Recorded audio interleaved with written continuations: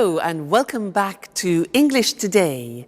This is the second DVD of the beginner level, and in this DVD you will see 3 more episodes of our story, That's Life. And then in our special TV programs, there will be a debate about low-cost airlines and an interview with a sports expert about football training. Then, in the grammar section, we will study the simple present, frequency adverbs, some and any, there is, there are, and also making suggestions. Now remember, if you have problems understanding anything, use the subtitles. Okay, so enjoy studying and have fun.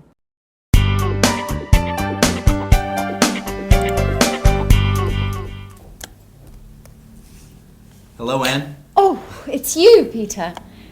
Look, this is it. Look at what? My office.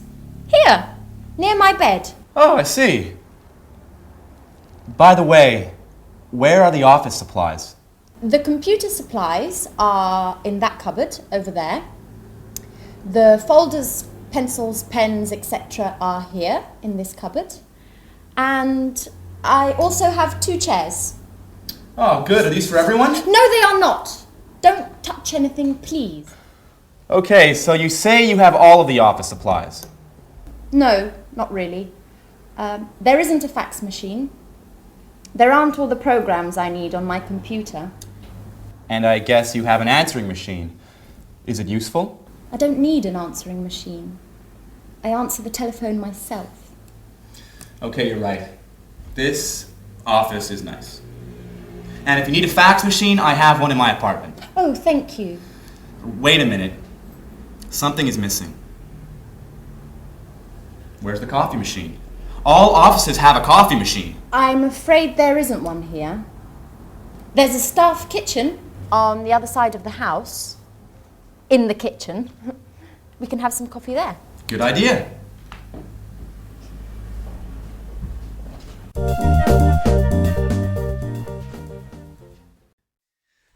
Hello and welcome back to English Today. How are you? Now, in that last episode of That's Life, did you notice that Anne described her office? And the most important thing for Peter was what? The coffee machine. Strange. Now, I want to look at the language that Anne used. She used there is a and there are some. Let me explain that to you. Now, if you have a single object, for example, like a glass, then we say there is a glass on the table, or there is a hat on the table, or there is a computer on the table. Okay? Now that changes when we have more than one object. Like these pens, for example.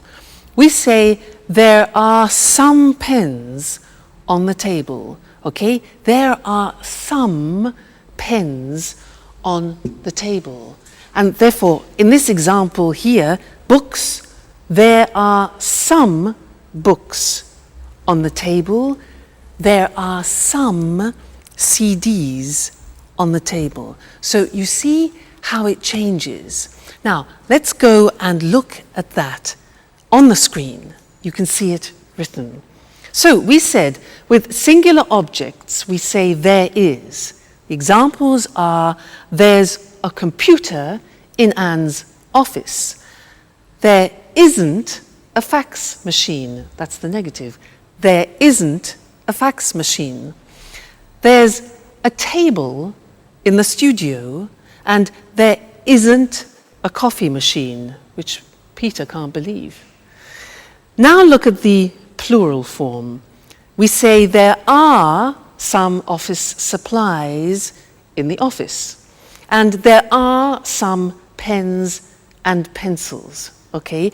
And we also use that for the exact number of plural objects. So, for example, there are 2 chairs in Anne's office, and there are 4 pictures, for example, in her studio. All right, so that's an introduction to there is and there are some. Now, in the next lesson, we're going to look at the difference between some and any, which is very important. So listen out for that in the next episode and then come back here and we'll work on it. All right, see you later. Bye. Do you want milk with your coffee? There's a bottle in the back of the fridge. I prefer it without milk, but with some sugar. Oh, I'm afraid there isn't any sugar. Well, that's okay. Black coffee is good too. Do you have any of those great cookies? Oh, yes. There are some cookies over here.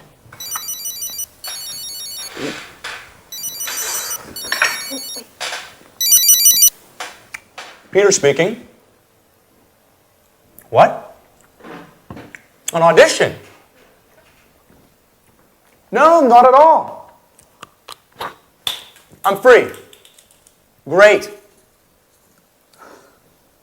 Bye. Well, finally. An audition. Wonderful. When? Next Monday at the Opera Theater. These cookies are fantastic. Are there any more? There are some more in the box. Thank you. Bye, Anne. Time for music. Hey! Take your dirty napkin away from my kitchen!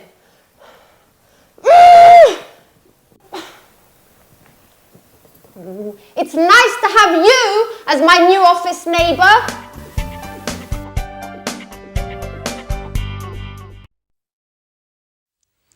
Hi again.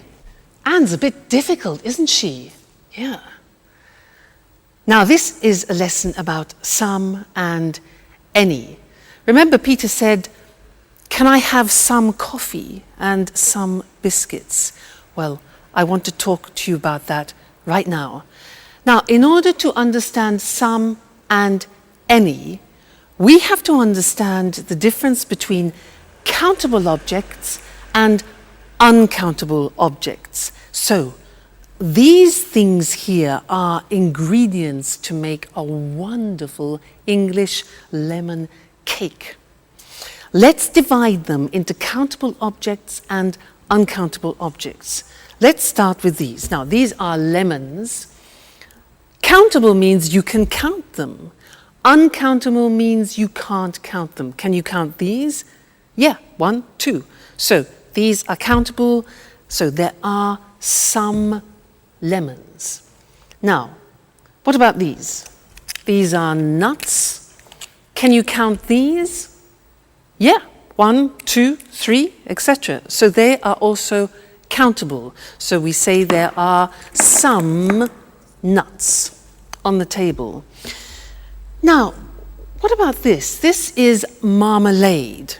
Now, can you count marmalade? Well, you can count the container, but not the marmalade inside. So this is uncountable, and we say in English, there is some marmalade. It's a singular verb. So we put it here, it's uncountable. Okay? Now, let's look at this. What's this? This is salt. Salt. Now, is this countable or uncountable for you? Countable or uncountable?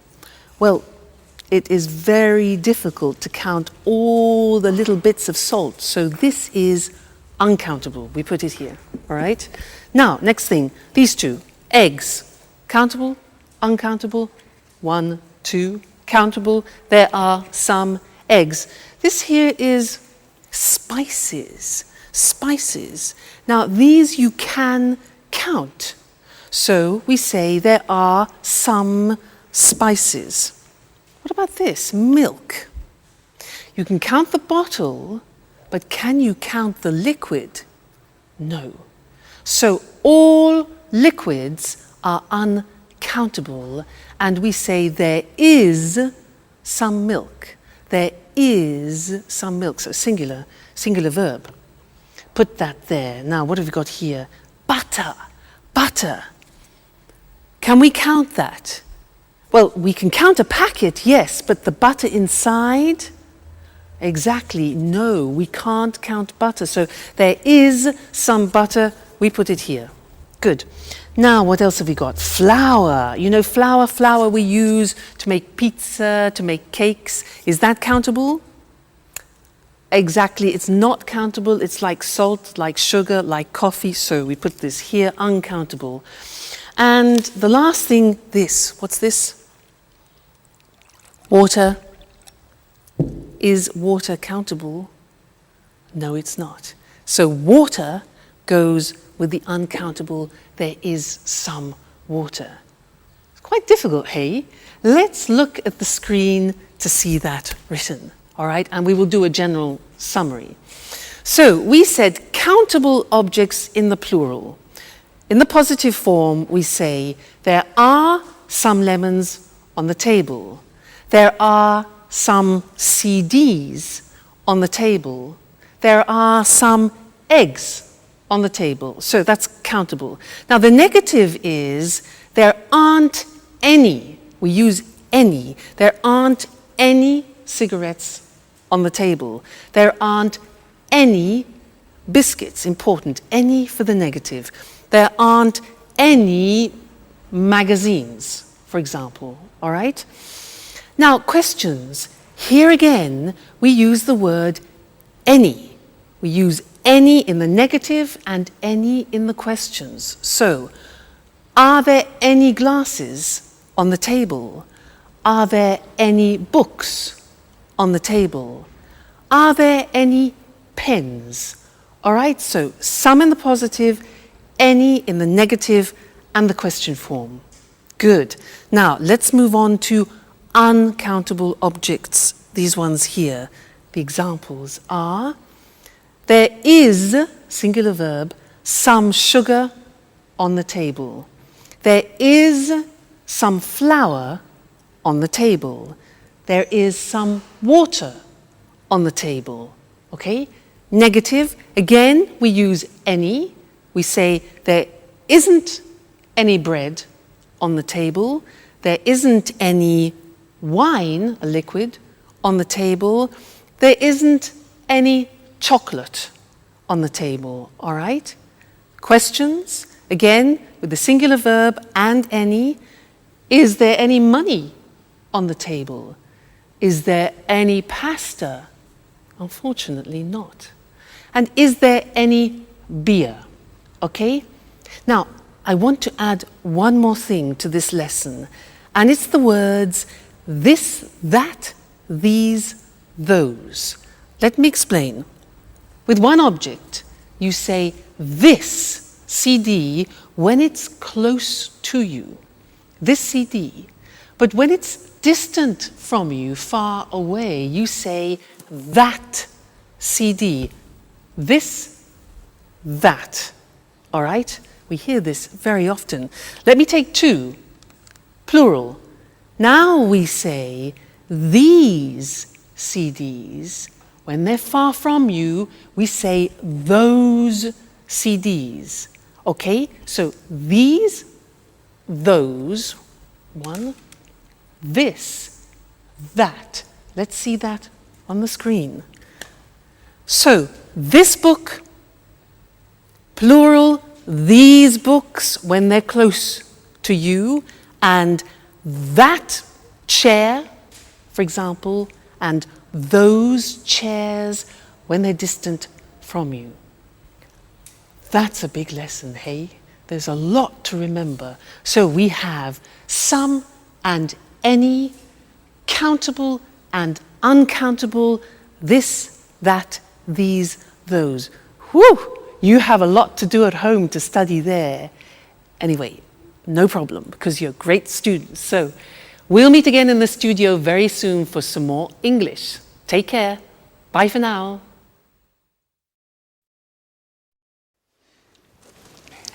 Yes, I always go shopping on Saturdays. The first thing I do on Saturday is drive to the supermarket.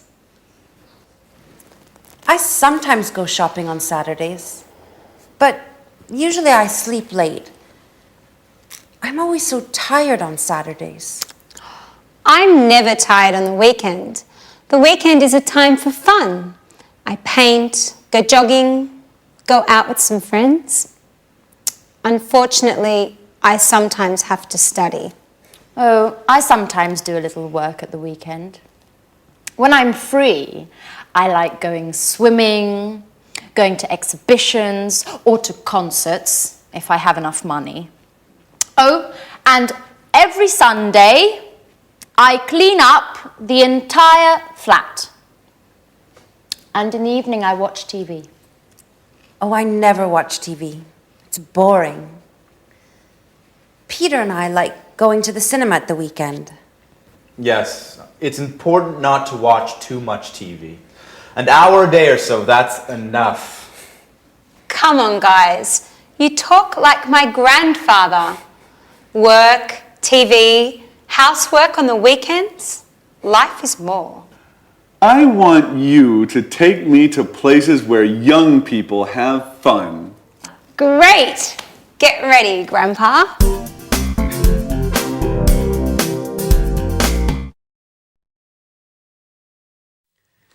Hello and welcome back again to English Today, your live English language program.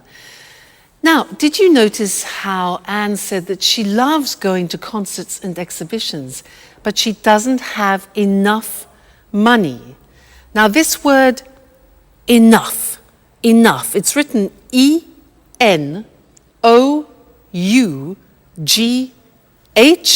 The pronunciation is enough. What does it mean? Let me show you. I have a ticket here for a concert, okay? This is 45 euro. 45 euro. Now, I have 40 euro here. 40 euro, 45 euro for the ticket. It isn't enough. It means it's less, it's not sufficient. It isn't enough. No ticket, no concert. So, happens. Like Anne, poor Anne, not enough money. Now, another example, you ask me, can I have a glass of water? And I say, sure. So, here you are. You say, what? Excuse me, it's not enough. Not enough, it's not sufficient. Oh, I say, okay, fine. So, glass of water, here we go. And you say, oh, it's too much. Too much. Now, that is the opposite. When something is in excess, it's too much. Let's go back to the ticket. For example, imagine that the theatre ticket has a discount. Now it only costs 30 euro. 30 euro. I've got 40 euro, which is too much. In excess, too much. But that's great. That's not a problem. That's great. I can go to the concert. Okay? So that's enough, too much. Now, one more word. It's a small word, and it's so. When do we use so? If I say to you, you are so intelligent, that describes an emphasis. You are so intelligent. You could also say, the glass is so full. Okay? So is to express an emphasis of something. So, we've studied enough, too much, and so. Let's look at those on the screen now to help you, okay? Enough, pronunciation, enough, when something isn't sufficient. There isn't enough water in the glass. There isn't enough money. Then we can also use it with an adjective. The glass isn't full enough. After an adjective, it isn't full enough. Let's move on to when we talk about something in excess. So, There's too much water in the glass. There's too much money. Great. There are too many coins. Now, many is because we use it with countable things. There are too many coins. We can use it with an adjective. For example, the ticket is too expensive. The glass is too full. All right? Then the last thing was so. When you want to emphasize something, the ticket is so expensive. The glass is so full, or you are so intelligent. Fantastic. So that's the end of this lesson. Remember, enough, too much or too many, and so. That's it for now, and I'm going to see you again extremely soon. Take care. Bye.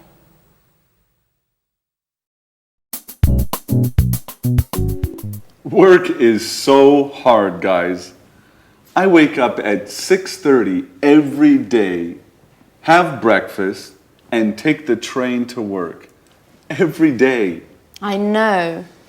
I get up at 7, but I have a friend at work who usually gets up at 6. Why? That's too early. It takes him an hour to drive to work. Wow, that's a long drive. Yes. But he lives in the country.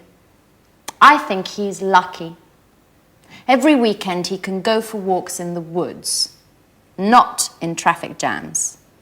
I guess that's pretty nice. He lives in the countryside, but works in the city. A pretty nice combination. What about you, Sharon? What time do you wake up?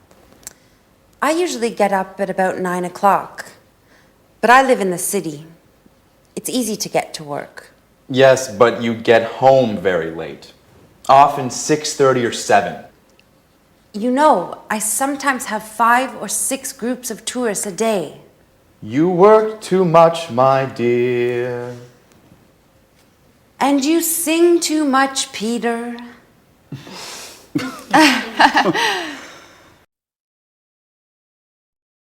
Hello again, and how are you?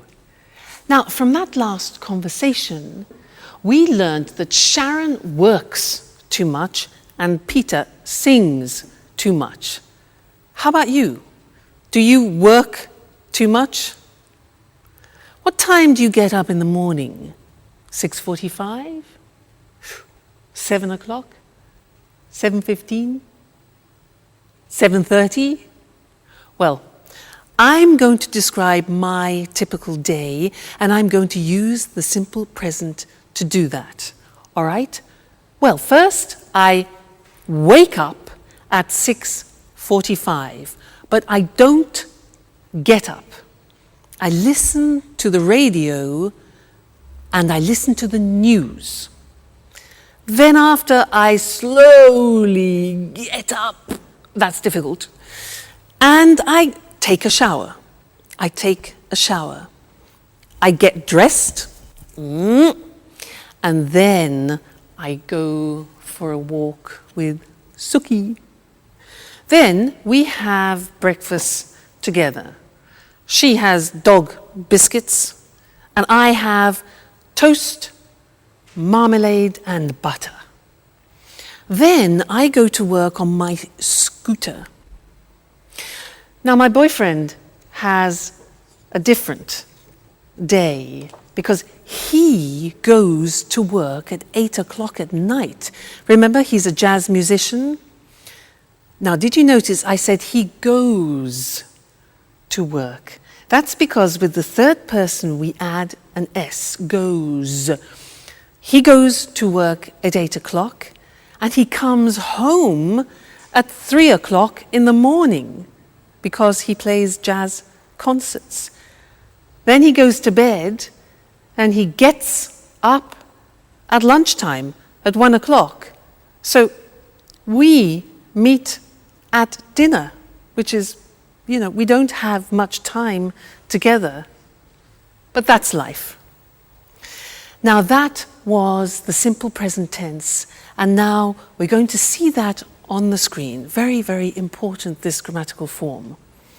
So, I work, you work, he, she, it works, she works, it works, we work, you work, they work. Now, very often you forget to put the S on the third person, so I have another teaching assistant who will help you to remember, Mr. Snakes. He is here to help you remember to put the S on the third person. So listen, I work at home, you work every day, he works at night, she works in an office, it works all week, we work together, you work full time, they work at weekends. So remember, it's not difficult, the simple present in English. I work, you work, he works, she works, it works. Don't forget, Mr. Snake, don't forget the S, the third person. All right? Good. Now, listen to the next episode and try and pick out words like often, sometimes, occasionally, because we're going to study those next. All right? Go and have some fun. Bye. Alice, I bet you don't wake up at 6 o'clock every day. Tell us something about your typical day at university. Well, I sometimes have classes in the morning, but I usually have classes in the afternoon. On Mondays, I always attend lectures in the morning. And where do you study? I usually study in the library, but I sometimes study at home too, when I don't have classes in the morning. My friend David also studies at your university. Do you remember him? David Leary? Yes, I occasionally see him in the library and sometimes in the park. In the park? Doing what? He likes studying there. He takes his books, finds a nice park bench and reads there. Not a bad idea. You can study and enjoy nature at the same time. Yes, I like the park too. Unfortunately, I often need books that are in the library. And what about lunch? Do you usually make sandwiches and take them with you? Oh no, I hate cooking. I usually have lunch in the cafeteria with friends. Oh, I do just the opposite. I usually cook lunch at home. I seldom have a quick lunch at coffee shops. Okay, guys, stop with this boring talk. What about fun? Do any of you do anything besides working and studying? It's Friday, remember? You're right, Jack. I'm so happy it's Friday. Me too. It's weekend time. Time for shopping.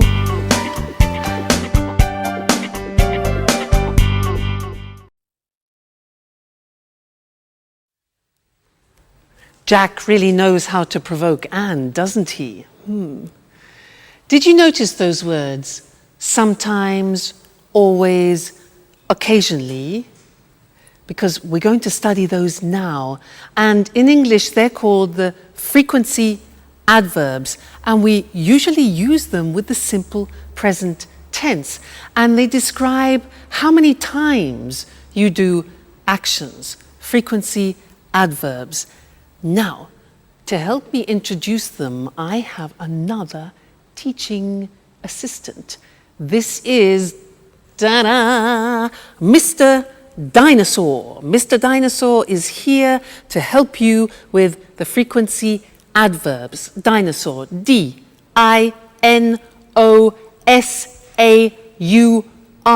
Now, let's see at the screen how Mr. Dinosaur is going to help you. Well, look at the screen. Now, we're talking about adverbs of frequency, things which describe how often you do something, like habitual actions. Dinosaur. Look at the screen. We have D-I-N-O-S-A-U-R. Now, these letters represent a frequency adverb. Let's see if you can find them. What do you think O is?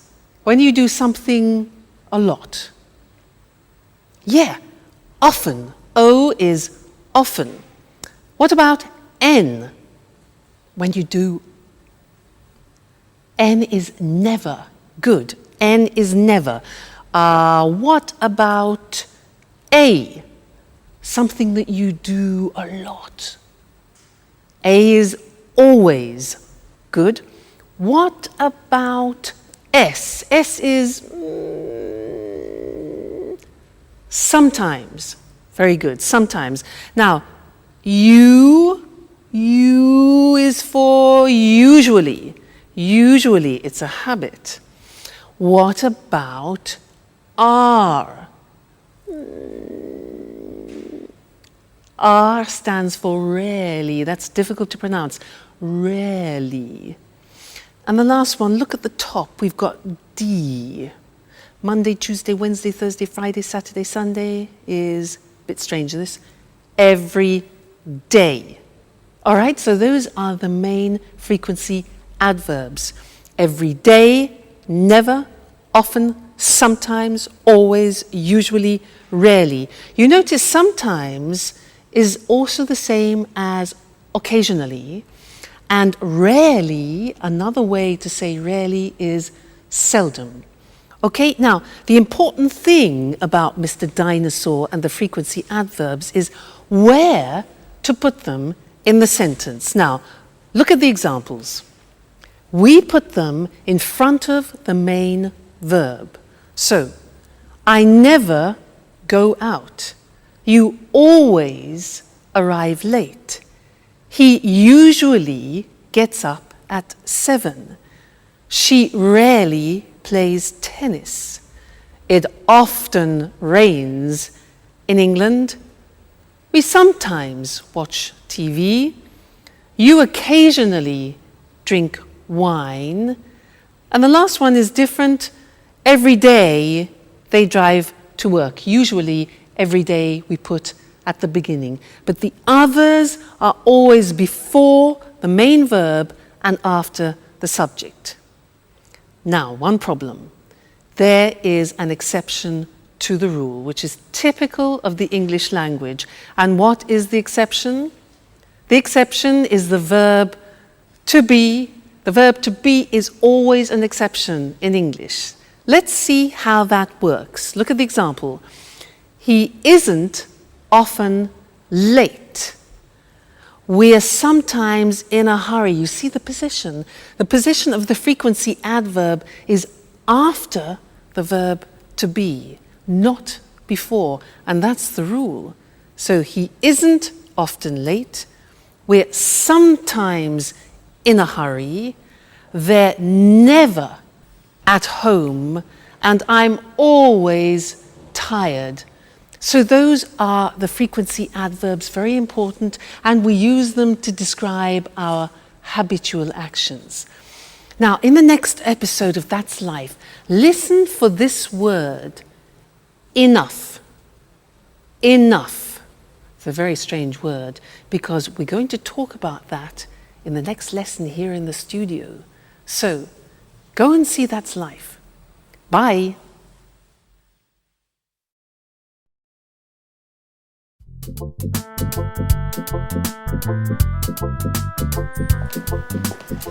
May I ask you a question, Alice? Sure, ask any question you like. I'm an open book. Do you have a boyfriend?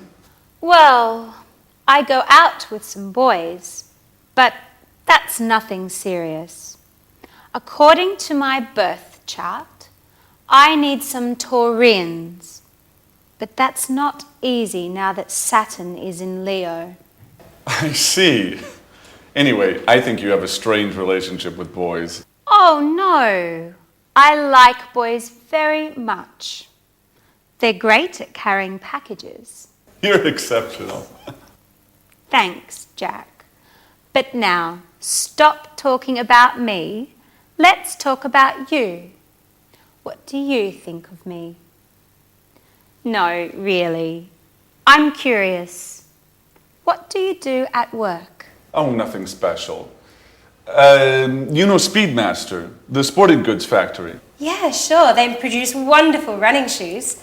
What department do you work in? I'm a sales manager. Last month they gave me a promotion, and now I'm responsible for Southern Europe. That's why I moved here. Wow, that's really interesting. You must be very good at work. What exactly do you do? Oh, basically I look for new clients and keep them informed about new product lines and take care of their requests. What kind of requests do they have? Oh, they often ask questions about new models and prices. What do you do if they want a discount? Well, basically, I don't get mad. I listen to them and then I tell them no. Well, seriously speaking, it depends. Each client is different. If they're important, I try to make an agreement with them. Hi, Anne. Hi, Sharon. Where's Peter? Oh, Peter's preparing his audition. Well, tell Peter I wish him good luck. Do you really care? Hello and welcome back to English Today for some more live English. Now, Jack, does he really care for Sharon? I think he does. Let's ask Mr. Monkey. Mr. Monkey, does Jack really care for Sharon? Mr. Monkey. Yes, he agrees, he cares. Now, in that episode, there were a lot of questions, and I want to practice that with you now. And to do that, we are going to have a quiz. I am going to change profession. I am no longer an English teacher. I have a different job. I will ask 10 questions. I will give the answers, and you must guess my new job. Now, if you guess it correctly, I will play a flight for you to go to London for a romantic weekend. How about that? Flight to London? So 10 questions. Listen carefully. Number 1. Do I work in an office? No, I don't. Number 2. Do I work outside? Well, yes, actually, I do sometimes work outside. Next, do I have special qualifications? Oh, yes, I have special qualifications for my job. Okay, next one. Do I work at weekends? Yes, I do, actually. Most weekends I work. So, I don't work in an office. I work outside sometimes. I have special qualifications, and I work at weekends. Okay, next one. Do you travel a lot? Oh yes, I travel everywhere. I travel to America, to the Far East, around Europe, a lot. Do you earn a lot of money? Oh yes, I earn a lot of money. Next question. Do you use your hands when you work? Yes, I do. I use my hands and I also use my feet. Very important. Next one. Do you work with other people? Yes, that's very important. I work with other people. All right, next one. Do you use music in your job? Music? Yes, now music is very important for me, music. And the last question, do you wear special clothes? Well, yes. For my job, I have special clothes, I have special shoes, particular shoes, and I do my hair in a special way. So, I use my hands and my feet. I work with other people. I use music. I earn a lot of money. I wear special clothes. And I travel a a lot. So what's my job? No. No. No. It's difficult. Shall I tell you? I'm a prima ballerina. I won, you lost. No London, no flight to London. Next time, there'll be another quiz. All right, good. So let's look at the grammar that we've just used for asking questions, okay? Now, we have the question form with the question word like when, the auxiliary, do, I, the subject, and then arrive, which is the verb. So, when do I arrive? Okay, that's a typical question in the simple present. Look at the next one. What do you do at work? What do you do? Next one now, this is important and we need Mr. Snake because it's who does he work with?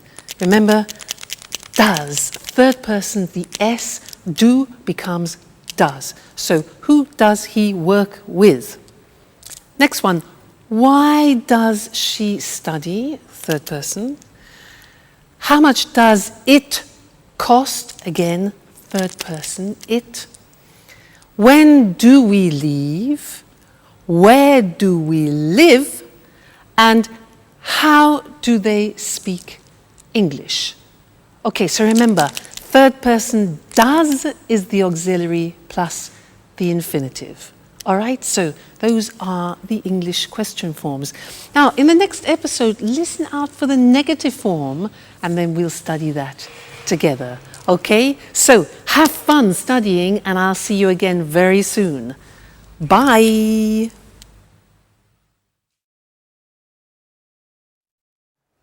Oh, girls, we're talking about jobs.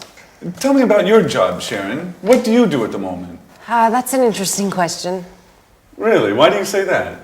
Well, you know I have a degree in archaeology, but now I'm doing something quite different. Do you have a part-time job? No, unfortunately, it's a full-time job. I work for a travel agency. Oh, what do you do? I give tours around the city. I bring tourists to monuments and museums and other interesting places. Oh, that's nice. Could I have you as a tour guide for one day? I'm sorry. I only work with groups, usually with Japanese people. Oh, well, I'm a black belt in karate. Very funny, but it's not enough. It's too bad. Anne, stop cleaning for a moment. Sit down and tell me about your job. Okay. I work in a publishing company. Oh, so you work with famous writers? Not exactly. I don't work with the writers. I just read their proofs and correct them before printing. By the way, do you know Paul Taylor? He works with you, right? Yes, but we don't work in the same department. He works in the advertising department. But we are good friends. Every weekend we play tennis together. Play tennis? I'm jealous. Do you play tennis too? Do you want to play with us? Well, just joking. I don't play tennis that well. Only karate.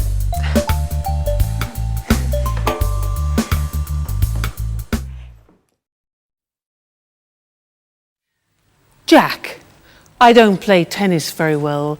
I only do karate. He doesn't play tennis very well. It's easy.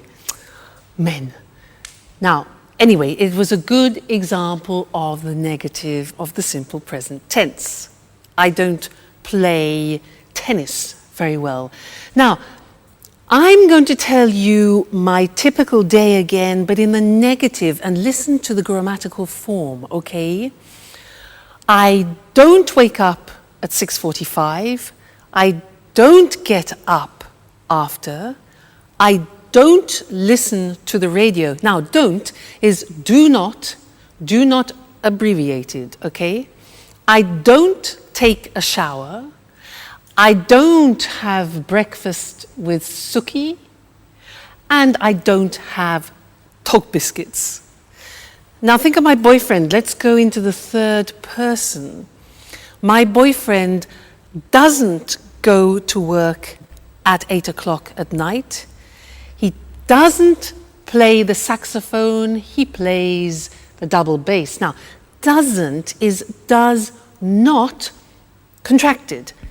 Doesn't, okay? Plus the infinitive. So he doesn't play, let's say, at 1 o'clock in the morning.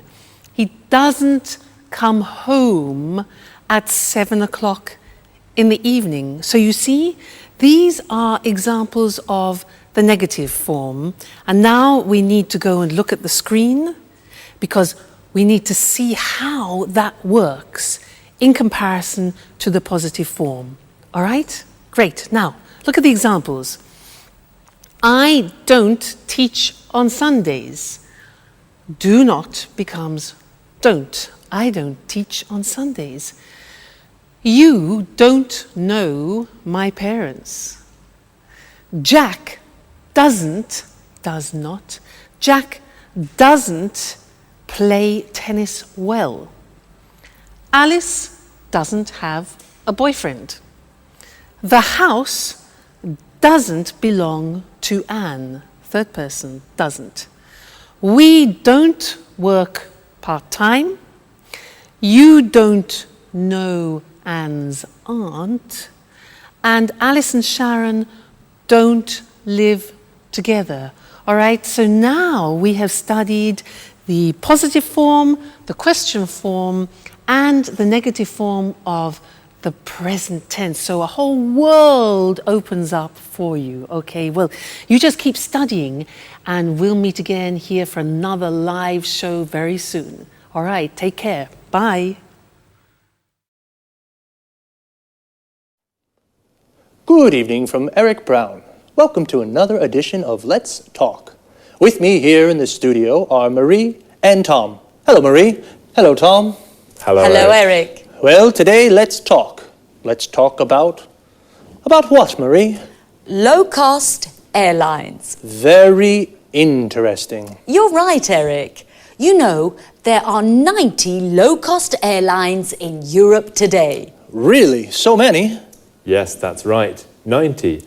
Lots of people fly with low-cost airlines. Of course. It's very cheap to fly with these airlines. It's not always cheap, Marie. It's cheap to fly midweek on Tuesday, Wednesday or Thursday, but it's not cheap to fly at weekends on Saturday or Sunday. But are the planes safe? Yes, the planes are usually new, so they are safe. That's good. It's important to fly in safe planes. And what about the tickets? Is it easy to find them? Yes, it's very easy. I usually buy my tickets online with my credit card. Well, I travel a lot. Really? You're a real expert on low-cost airlines, Marie, aren't you? Yes, I am. My boyfriend lives in Berlin. Oh, and how often do you visit him? I go to see him twice a month. Oh, I see. And are the flights on time? Yes. They're usually on time. I leave work at 5:30 in the afternoon and arrive at the airport at 6. Perfect for the check-in. That's very convenient. You're lucky, Marie. Usually low-cost flights leave from airports a long way from the city. What time's your flight? At 7 o'clock. You're really lucky, Marie. Usually low-cost flights leave late at night or early in the morning, when it's not convenient. Yes, that's true. And yes, I am very lucky. Is there any food on the plane? Yes. Passengers buy drinks and snacks. Remember, the drinks and snacks aren't free. You have to pay even for a glass of water. That's true, but it doesn't matter. I arrive in Berlin at 8:30. Just in time for a pizza with my boyfriend at Bella Napoli. A very good pizzeria. The best one in Berlin. Oh, that's great. But for us, it's time to say goodbye. Okay, low-cost airlines. Today, there are many low-cost airlines throughout Europe. They are very easy to use, and they are cheap. And the planes are safe, and they are usually on time. Very interesting. Very, very interesting. Thank you, Marie. Thank you. And thank you, Tom. Thank you. And goodbye. And see you again soon on another edition of Let's Talk. Well, low-cost airlines really make traveling easy. For many people, flying is very simple, like taking a bus. Now let's take a look at some very useful vocabulary and expressions you just heard. The check-in is the place where you show your passport and leave your luggage. In English, it is also a verb. We say, I check in at 7, or where's the check-in for Berlin? When we talk about cheap prices, we mean it doesn't cost very much, and expensive means it costs a lot. My ticket to Berlin is 600 euros. It's expensive. Your ticket is 100 euros. It's cheap. Her ticket is 30 euros. That's very cheap. To say what airline we use, we say fly with, followed by the name of the airline. I fly with Air Liverpool, or the type of airline. I fly with low-cost airlines. And what about when you want to ask if the plane is late? We can say, are the flights on time? If the flight is at 7 and it goes at 7, it is on time. But if the flight is at 7 and it goes at 10, it's late. Marie said, I buy my tickets online. This means she uses the internet to buy her ticket. What other things can you do online? Here are some examples. I reserve hotel rooms online. I don't call the hotel on the phone to reserve a room. I use the internet. I check my bank account online. I use the internet to see how much money I have in my account. I pay my bills online. I use the internet to pay the electricity bill, the water bill, the gas bill. Wow, we can really do a lot of things online. Okay, just 2 more things before we say goodbye. The first is frequency. When we say how often we do something, I asked Marie, how often do you visit him? And she said twice a month. Twice a month means 2 times in a month. Once a month means 1 time in a month. But when we do something more than 2 times, we say 3 times a month, 4 times a month, etc. Even if we change the period of time, the structure of frequency remains the same. For example, we can say once a day, twice a week. But remember, we say 3 times a year, 4 times a week. One last thing. Notice the preposition after arrive. When we arrive in a place like a station, airport, shop, we say, I arrive at the airport at 6. But when we arrive in a city or country, we say, I arrive in Berlin at 8:30. So, we say, I arrive at the station, I arrive at the airport, but I arrive in London or I arrive in Madrid. That's about it for now. Take care and see you soon. Good afternoon to everyone. Welcome to Sports Special, the program dedicated to all sports and all sports fans. I'm Eric Brown. In the studio with me is John Forbes, our sports expert. Well, John, what are you talking about this afternoon? Football. Great, my favorite sport. It's not only your favorite sport, Eric. Millions of people love football. Of course. It's a fantastic game, the best in the world. Well, maybe, but remember, Eric, football isn't only about fame, success, and money. Oh, a lot of money. Professional footballers earn millions of euros. That's true, but football is also about hard work, fitness training, stretching, and jogging almost every day. Really? How often do professional players train? They go jogging every day at 8 in the morning, and then they work out in the gym. Ah, so much exercise. And that's not all. Really? What do you mean? Well, they also practice football 3 or 4 times a week with the team. And where do they train? They usually do fitness training at the football ground. First they do stretching, then they practice shooting. Is the coach with them during the training? Yes, of course. The coach is very important for the team.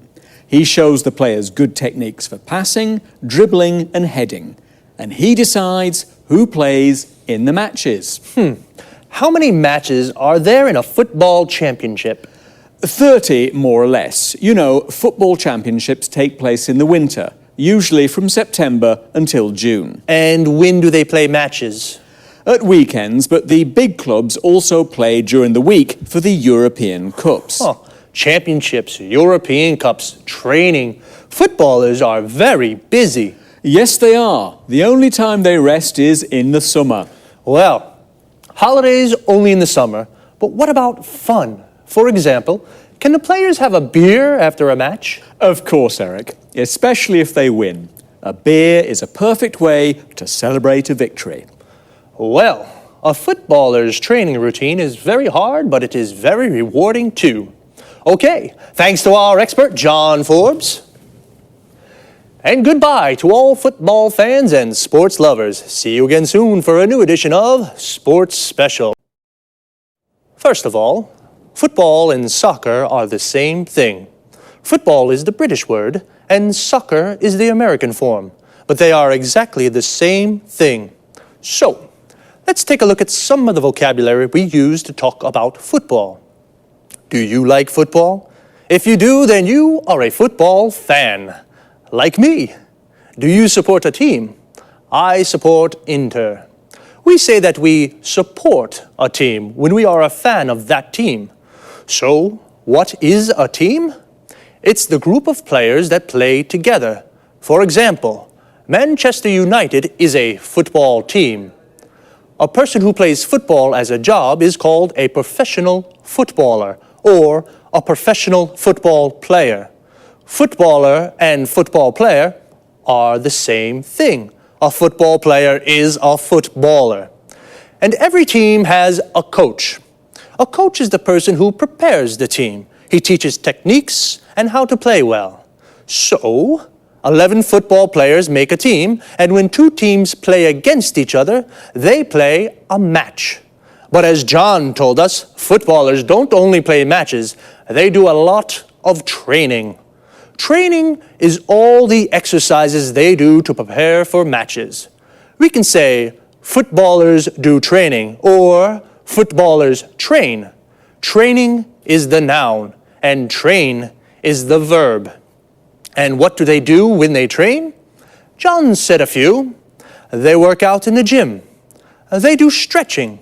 They go jogging. And they practice football skills.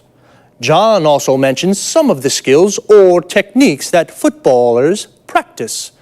Passing, which means to pass or kick the ball to another player. Dribbling, which means to move the ball forward with the ball. Shooting, which means to shoot or kick the ball into the goal. And heading, which means to hit the ball with your head. It's a lot of hard work. I think they definitely deserve a beer when they win. Well, that's all from me for now. Take it easy. See you next time. Now let's watch the whole episode together. Look at the subtitles carefully. Listen out for the language points that we've learnt together, okay? Enjoy your viewing.